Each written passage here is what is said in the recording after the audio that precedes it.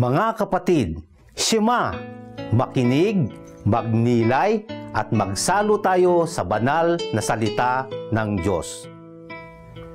Kung marami tayong pagpipilian, marunong ba tayong mamili kung ano ang tama, kung ano ang mahalaga? Ngayon ay ating pakinggan ang banal na salita ng Diyos para sa ika-28 linggo ng karaniwang panahon.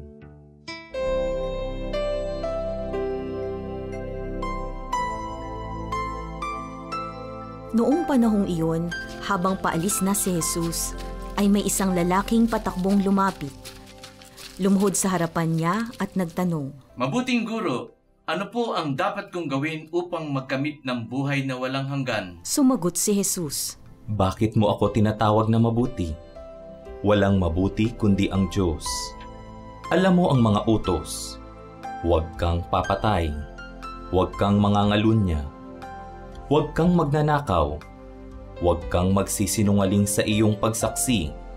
Huwag kang magdadaya. Igalang mo ang iyong ama't ina." Sabi naman ng lalaki, "Guro, ang lahat po ng iya'y tinutupad ko na mula pa sa aking pagkabata." Magiliw siyang tiningnan ni Jesus at sinabi sa kanya, "Isang bagay pa ang kulang sa iyo. Humayo ka, ipagbili mo ang iyong ari-arian at ipamigay sa mga dukha ang pinagbilhan at magkakaroon ka ng kayamanan sa langit. Pagkatapos, bumalik ka at sumunod sa akin." Namanglaw ang lalaki nang marinig ito at malungkot na umalis sapagkat siya'y napakayaman. Tiningnan ni Jesus ang mga nasa paligid niya at sinabi sa kanyang mga alagad, "Napakahirap mapabilang ang mayayaman sa mga pinaghaharian ng Diyos." Nagtaka ang mga alagad sa pananalitang ito. Muling sinabi ni Jesus, "Mga anak, talagang napakahirap mapabilang sa mga pinaghaharian ng Diyos. Madali pang makaraan ang kamelyo sa butas ng karayom kaysa pasakop sa paghahari ng Diyos ang isang mayaman." Lalong nagtaka ang mga alagad, kaya't sila'y nagtanungan. "Kung gayoy, sino ang maliligtas?" Tinitigan sila ni Jesus at sinabi sa kanila, Hindi ito magagawa ng tao, ngunit hindi ito mahirap sa Diyos. Magagawa ng Diyos ang lahat ng bagay. At nagsalita si Pedro. "Tignan po ninyo, iniwan na namin ang lahat at kami sumunod sa inyo." Sinabi ni Jesus, Tandaan ninyo ito, ang sino mang mag-iwan ng bahay o mga kapatid, ina, ama, mga anak, mga lupa, dahil sa akin at sa mabuting balita, ay tatanggap na makasandaang ibayo sa buhay na ito. Mga bahay, mga kapatid, mga ina, mga anak, at mga lupa, ngunit may kalakip na pag-uusig, at sa kabilang buhay ay magkakaroon ng buhay na walang hanggan.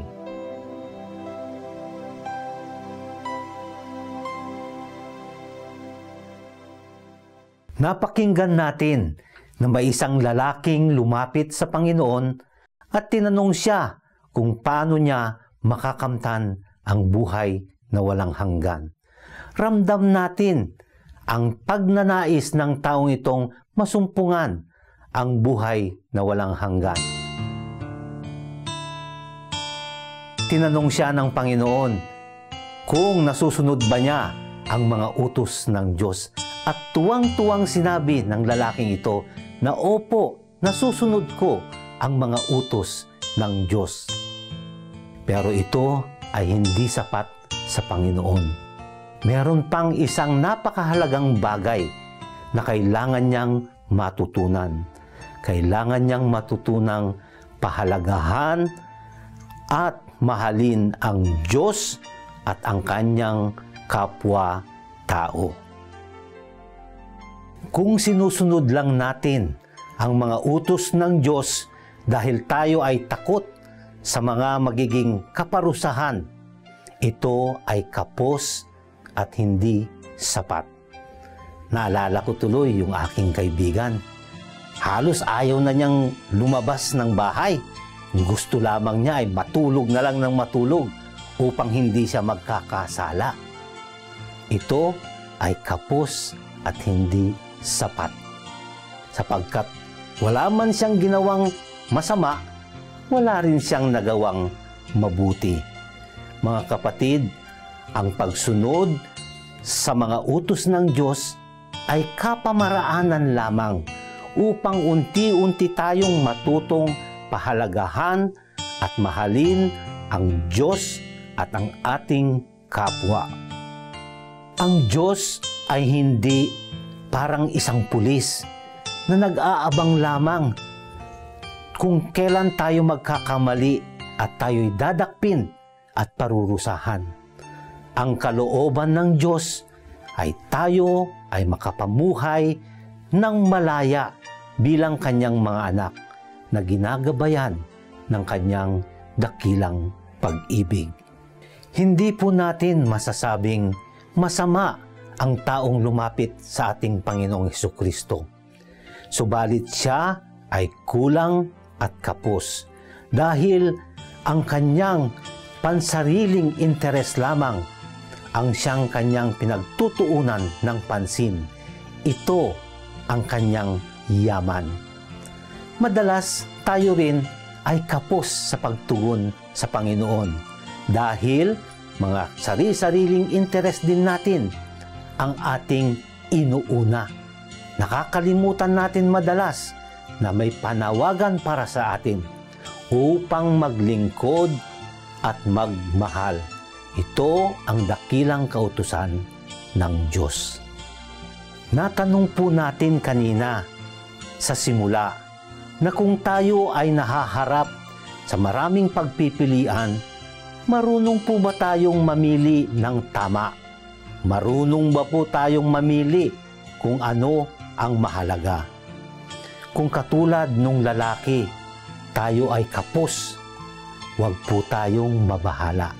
Sapagkat katulad din ng lalaking nagtanong sa Panginoon, lilingunin din po niya tayo ng magiliw at tuturuan po niya tayong magmahal.